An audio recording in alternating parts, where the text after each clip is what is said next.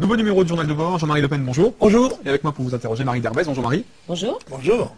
On commence donc par Oussama Ben Laden qui a été tué. Est-ce qu'il y a, Jean-Marie Le Pen, matière à triompher? Écoutez, c'est une opération de com tellement grossière que je pense qu'elle ne trompe que quelques Américains sensibles.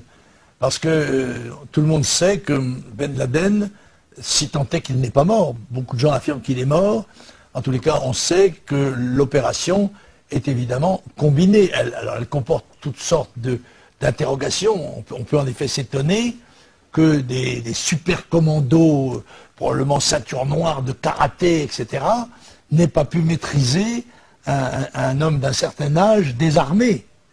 Si c'était des policiers français qui avaient arrêté un gangster dans ces conditions-là, il serait inculpé et probablement en prison. Et je dois dire que j'ai autrement été choqué par le groupe de voyeurs du plus haut niveau avec M. Obama, peut-être sa femme, je ne sais pas, toute la famille était invitée, Mme Clinton, tout ça regardant de près l'exécution d'un homme. Alors on a d'abord dit, pour le rendre odieux, qu'il se protégeait derrière une femme. Là, je crois qu'ils auraient pu charger un peu la mule. Ils pouvaient se protéger avec une petite fille handicapée, par exemple. Ça aurait été encore meilleur, n'est-ce pas, pour la cuisine. Tout ça me pue au nez. Voilà, je dis très sincèrement, je trouve ça choquant. Voilà. Et en plus, la mise en mer, tout ça est tellement grotesque, mirobolant. De toute évidence, on ne voulait pas montrer Ben Laden, ou ce qui est prétendu tel, ni son corps, ni son cadavre, l'idée qu'une balle dans la tête, il était tellement défiguré que tout ça c'est du bidon. Je le dis très clairement, je pense que c'est bidon tout cela. C'est une opération de com assez odieuse, je dois le dire, bien que je n'ai aucune sympathie pour le terrorisme, mais enfin bref, je vais en parler sur un autre sujet. Alors l'UMP, le PS, le MoDem qui sont opposés catégoriquement à la peine de mort en France, que le Front National propose précisément pour les terroristes et les assassins d'enfants, se sont ouvertement réjouis de cette exécution. Oui, cette hypocrisie est insupportable. Parce que ces gens, nous sommes pour la peine de mort, pour les criminels, n'est-ce pas? Mais quand ils ont été jugés, alors je constate qu'on a exécuté Ben Laden sans jugement, alors qu'on aurait pu l'arrêter, le traduire devant des tribunaux, enfin, que sais-je encore. Bon, alors que l'opération était faite illégalement dans un pays étranger, enfin bref, tout ça.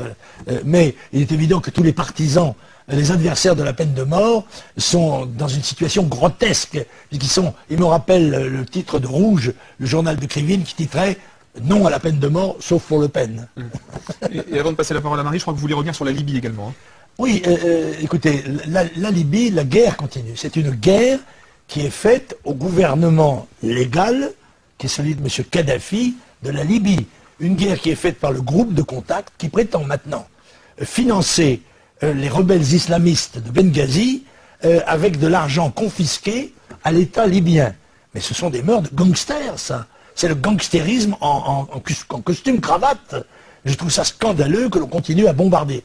Alors j'ajoute que quand on sait que ces bombes tuent des civils, je sais par témoignage direct qu'ils ont bombardé un hôpital à 200 km au sud de Tripoli. Bon, on tue des militaires et on tue des civils. Et quand on voit que le fils, la femme et les 3 enfants de Kadhafi sont tués sans que ça provoque la moindre protestation, mais que penserait-on si les terroristes tuaient le fils et la femme et les petits-enfants d'Obama, ou la femme et le fils des petits-enfants de Sarkozy? Enfin, c'est extravagant. Ou bien est-ce qu'on considère ces hommes-là comme des sous-hommes qu'on peut traiter différemment des autres? Mais moi je considère que ces gens-là doivent être respectés dans leur humanité et que les civils ou militaires, le groupe de contact de l'OTAN n'a pas le droit de les tuer. Voilà mon point de vue. Que les gens ont perdu la confiance qu'avait réussi à capter Sarkozy par une très brillante campagne en 2007, eh bien les gens ont compris qu'ils avaient été trompés, et je crois que quoi que fasse maintenant le président de la République dans un but tellement évidemment électoraliste, que les gens n'y croient pas, et que ça ne le fera pas remonter dans les sondages. Même si, déguisé en chef de guerre, en général Pinocchio, il engage nos troupes sur différents théâtres d'opérations extérieures, sans nous dire d'ailleurs combien ça coûte. Parce que la guerre, on le sait, coûte très cher.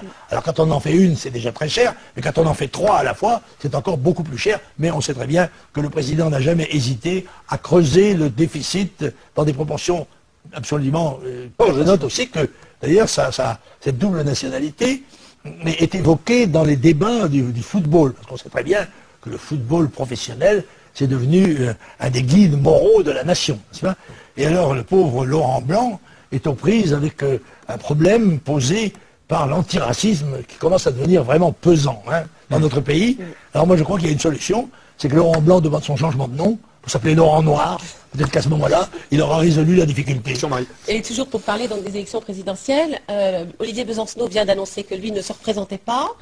Et en revanche, contrairement à Chevènement qui repart dans la course. Eh bien, Besancenot est un homme sage. Il a acquis de l'expérience en distribuant les lettres. C'est à Neuilly, je crois qu'il était quand même. Il avait quand même un poste. C'était pas dans le 9-3. Il distribuait le courrier. C'était à Neuilly. Eh bien, il se retire. Je ne sais pas qui va le remplacer. Une dame, je crois, une demoiselle. C'est pas grave. Quant à Chevènement, eh bien, voilà une bonne nouvelle. Il manquait en effet dans la panoplie des innombrables candidats socialistes. Le Parti socialiste, c'est comme l'armée mexicaine. Il a de moins en moins d'électeurs, mais il a de plus en plus de candidats. Très bien, on se retrouve donc la semaine prochaine. Merci Jean-Marie Le Pen. Au revoir. Au revoir.